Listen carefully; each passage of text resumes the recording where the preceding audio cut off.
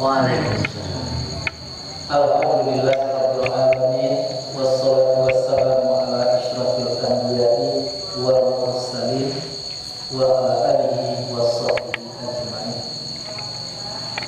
Pertama sekali syukur dan puji kita serahkan kepada Allah Subhanahu wa taala. Salawat dan salam untuk Nabi kita Muhammad sallallahu alaihi wasallam. Kisah kita masih diberi kemampuan, diberi umur oleh Allah Subhanahu wa taala sehingga kita masih bisa sampai ke bulan Ramadan yang malam ini adalah malam yang pertama. Nah, tentunya untuk memasuki bulan Ramadan atau untuk sempurnanya kita menghadapi Ramadan itu tidak lain tidak bukan adalah perlu persiapan.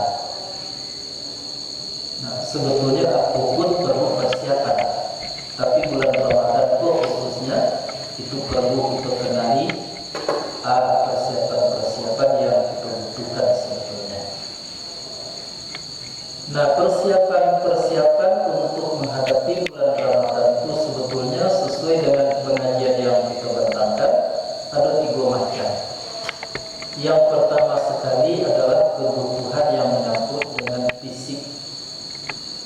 Ya, kalau perlu masalah porat istilah kita ini itu harus ada. Apakah itu berbentuk makanan dan lain sebagainya. Kita tidak dilarang untuk mempersiapkan itu untuk menemui bulan Ramadan. Nah, yang keduanya persiapan yang harus kita adukan, yaitu masalah sistem, cara. Nah, sebagaimana cara yang telah kita lakukan dan telah kita sepakati sebelum bulan Ramadan itu ada namanya itu ceramah singkat ya setiap kali sudah sembahyang isya. Itu kita bergiliran. Nah, itu juga persiapan kita. Ya, sekaligus persiapan yang harus kita lakukan itu mungkin berupa perencanaan yang diadakan di bulan Ramadan itu. Jadi artinya kita tidak boleh membagi buku saja untuk menemui sesuatu itu, apalagi di bulan Ramadan. Nah, yang tidak kalah pentingnya, yang tidak dapat kita abaikan adalah persiapan rohani. Nah, ikut dan jarang-jarang dibicarakan. Sehingganya orang asik mempersiapkan masalah menyangkut dengan fisik tadi, materi. Tak teringat oleh mereka apa yang harus dilakukan di dalam bulan Ramadan. Akhirnya buatlah ya, acara itu yang pikirkan hanya di bulan Ramadan itu saja. Itu sebetulnya sia-sia. Apalagi memikirkan masalah persiapan yang menyangkut dengan kerohanian atau spiritualitas. Nah, maka oleh sebab itu ingatlah, kalau kita masuk kepada halaqah mempersiapkan diri secara kerohanian, nah persiapan yang tadi kita menulis akan diajari oleh Allah kesempatan kita untuk berpikir apa yang harus kita lakukan di bulan Ramadan. Kalau kita laksanakan berjauh-jauh sebelum bulan Ramadan, kita sudah banyak berpikir walaupun tidak terlaksana sebagainya. Dan juga menyangkut dengan materi, tidak usah ragu, tidak usah takut. Kalau persiapan kerohanian itu sudah beres, maka Allah Subhanahu wa taala akan memberikan kecukupan tentang yang kita butuhkan sebagai persiapan jasmani. Nah, seperti makanan misalnya, itu dicukupkan oleh Allah Subhanahu wa taala. Tak usah kita banyak-banyak terlalu berpikir itu saja. Nah, maka pertanyaannya, apakah persiapan kerohanian yang harus kita hati-hati? Nah, yang pertama sekali adalah niat. Nah, jadi jauh-jauh sebelumnya kita bermaksud walaupun itu alun dipandang sebagai niat yang sah, tapi kita sudah tahu bahwa kita akan menghadapi bulan Ramadan, kita akan melaksanakan berbagai macam kegiatan di bulan Ramadan. Nah, pertanyaannya, niatnya apa? Nah, Kok jarang kini kok diperbincangkan. Sehingga akhir-akhirnya begitu tiba kesempatan Ramadan tadi, mereka tidak tahu menahu apa saja gapai, apa saja lakukan tanpa maksud dan niat yang jelas. Nah, di akhirat besok yang pertama sekali akan disoal itu niat itu. Jadi kok kita berpuasa, niatnya berpuasa itu. Aku maksudnya tidak berpuasa. Nah, puasa orang puasa awak itu berarti niatnya tak jelas. Ya kalau kita orang Islam itu berarti niatnya tak jelas. Nah, dan kemudian mungkin kita terpaksa melakukan karena itu perintah dari Allah, itu juga tidak bisa dipertanggungjawabkan niat yang semacam itu. Nah, maka niat yang benar itu adalah kita mampu merasakan bahwa puasa itu adalah kebutuhan untuk diri kita sendiri. Bukan untuk Allah, bukan untuk orang lain, tapi untuk diri kita sendiri. Nah, kalau andai kata kita berpuasa, kebaikan yang menyangkut dengan jasmani akan terpenuhi. Ya, kebaikan yang menyangkut dengan dengan pikiran kita itu akan terpenuhi. Apalagi kebaikan yang menyangkut dengan kerohanian kita itu akan terpenuhi. Jadi, apa niat kita berpuasa? Puasa tujuan kita adalah untuk memenuhi kebutuhan kita yang sangat vital sekali, yaitu yang menyangkut dengan perbaikan diri, lahir dan batin. Dan itulah banyak itu dibuktikan melalui ilmu pengetahuan bahwa memang puasa itu kiranya ia memberikan faedah yang positif terhadap badan, terhadap pikiran dan terhadap hati sanubari. Nah, kalau niatnya tidak jadi, tidak kita rasakan itu sebagai kebutuhan kita, maka kita akan sulit untuk mengikhlaskan diri kepada Allah Subhanahu Wa Taala. Nah, jadi tidak bisa apa niatnya puasa ikhlas karena Allah Subhanahu Wa Taala dia. Tapi bahasa supaya kita ikhlas kepada Allah Subhanahu Wa Taala, kita harus merasakan dulu bahwa puasa itu adalah kebutuhan kita, kepentingan untuk kita, bukan untuk yang lain. Nah, itu jarang-jarang dibicarakan.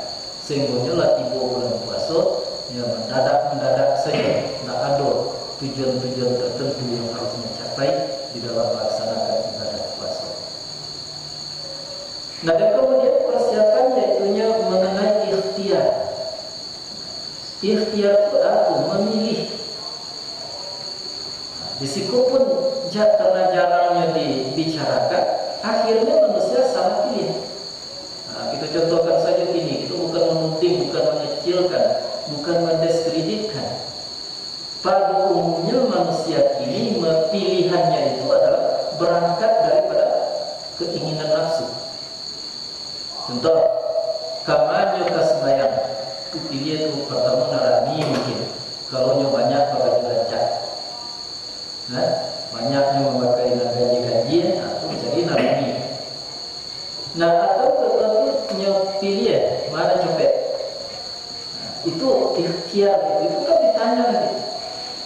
Apa niatmu, apa ikhtiarmu di dalam menjalankan satu ibadah itu? Itu akan disoal, nanti akan dipertanyakan. Pilihan yang benar adalah kekhusyukan. Jadi dimana itu akan bisa untuk mendapatkan kekhusyukan itu di dalam beribadah, itulah yang harus kita pilih. Biarlah jauh, biarlah payah kita ini, karena memang itulah tujuan kita beribadah kepada Allah Subhanahu Wa Taala. Nah, itu makanya kita sembahyang itu biarlah lambe seketek, untung-untung atau kalau ada kawan-kawan kita yang jauh dan memilih untuk sholat jauh itu tidak akan begitu lama mengajukan, meskipun mereka itu tidak kata lambe jadi nanti. Jadi kita tetapkan sembahyang seperti biasa jam 8:01 kan begitu dulu. Dan kemudian ya dia peluang kepada jemaah-jemaah yang jauh mungkin. Nah, itu persiapan-persiapan yang harus kita dapatkan, yang kita penuhi untuk menghadapi bulan Ramadan.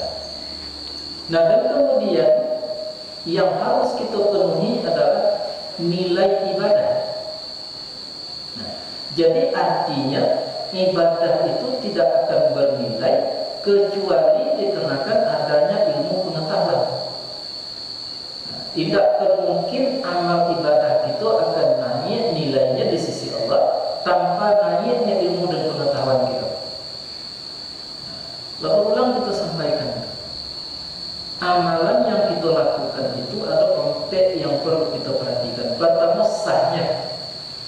Jangan sampai amalan yang kita lakukan tak sah. Maka nyokan sah harus dengan ilmu pengetahuan. Nah, dan kemudian walaupun sudah sah itu belum tentu diterima. Oleh sebab itu kita harus pun berpikir supaya diterima. Maka diterima amalan kita kalau sudah sah tadi baru diterima apabila kita bertobat kepada Allah Subhanahu wa taala. Sebelum sesudah amal yang kita lakukan. Dan dalam kehidupan kita sehari-hari banyak kita bertobat dan minta ampun kepada Allah Subhanahu wa taala. Apa alasannya? Alasannya innallaha yuhibbut tawwabin. Allah itu kasih kepada orang yang bertobat.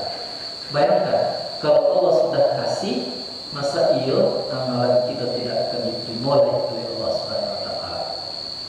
Nah, banyak orang mengatakan bahwa masalah diterima oleh Tuhan itu urusan Tuhan. Dan urusan kita adalah beramal. Itu orang jahil namanya yang semacam itu. Apa sebab? Karena yang diterima itulah hado itu ketentuannya di sisi Allah Subhanahu wa taala. Amal siapa diterima oleh Allah? Amal orang yang dikasihi. Siapa dikasihi itu orang yang bertobat kepada Allah Subhanahu wa taala. Nah, tinggal ilmunya ada dikatakan tobat. Pada umumnya kita menganggap bahwa yang tobat itu adalah membaca astagfirullahalazim. Sebetulnya itu salah. Mengapa? Karena tobat itu bahasa kitanya adalah kembali. Nah, kembali kemana? Kembali kepada sumber hidayah yaitu Al-Qur'anul Karim. Jadi orang yang tobat siap itunya orang yang kembali kepada Al-Qur'anul Karim dan sunnah Nabi Muhammad SAW dalam rangka mempelajarinya. Sehingga Nabi mengatakan khairun nas man ta'allama al-Qur'an wa 'allamahu. Sebaik-baik manusia adalah orang yang mempelajari Al-Qur'an itu dan mengajarkannya. Nah, jadi siapa tobat? Orang yang kembali kepada kebenaran. Kebenaran itu sungguhnya adalah Al-Qur'an dan sunnah.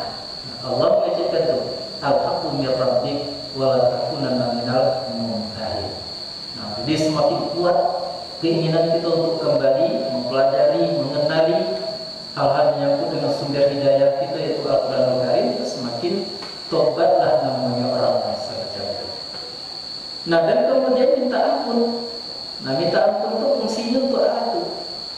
Setelah dikatakan oleh Al-Quran tadi kesalahan kita, keburukan kita, kekurangan kita, lalu kita minta ampun kepada Allah Subhanahu wa taala. Nah, itu. Jadi orang yang minta ampun tanpa bertobat tidak sah, tidak aku. Nah, orang yang bertobat tapi tidak minta ampun akan membawa dosa nanti mati. Sebab tobat itu kembali kepada Al-Quran dan Sunnah itu membuat manusia tadi menjadi orang yang baik di sisi Allah. Dosanya menjampuni itu lalu-lalu. Tapi kalau nyala minta ampun dulu, baru dosanya diampuni. Inyo menjadi orang baik, dosanya diampuni. Maka kalau matinya, nah maka itu tidak akan buruk matinya. Husnul khatimah lah yang akan tercapai dari mereka semacam itu. Nah, jadi alam tobat yaitunya kembali kepada kebenaran. Kemudian harus diisi dengan minta ampun. Mengapa? Karena kembalinya kita kepada Tuhan itu akan tahu bahwa kita keburukan apa, kekurangan apa dan kepada diri kita. Artinya kita minta ampun kepada Allah Subhanahu wa taala. Nah, itulah orang yang disayangi oleh Allah. Kalau jelas seperti itu, tidak ada tidaknya amalannya akan diterima oleh Allah. Kadang-kadang terlalu kita sampaikan dunia. Jangan terlena amalan-amalan baik, amalan buruk sekalipun bagi orang yang dikasihi oleh Allah Subhanahu wa taala itu dipandang baik oleh Allah, dipahalai oleh Allah.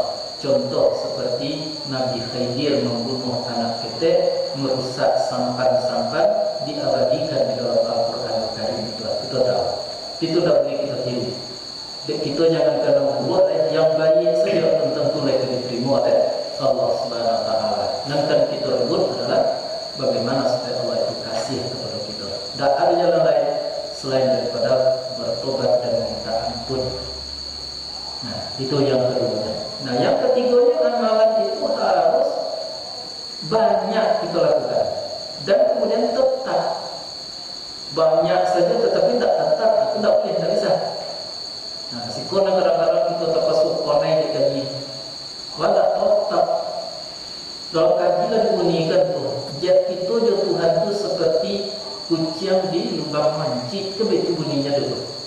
Keluar tak keluar manji, kita harus bertahan di situ.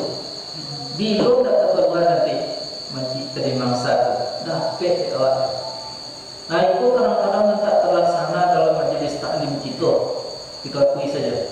Jarang yang tetap tu. Ya, kalau boleh kita bukan memuji-muji itu enggak meropek limonya tetap saja. Nah kalau dia enggak tetap. Nah jadi banyak dan tetap itu adalah sesuatu ketentuan untuk ibadah yang kita lakukan.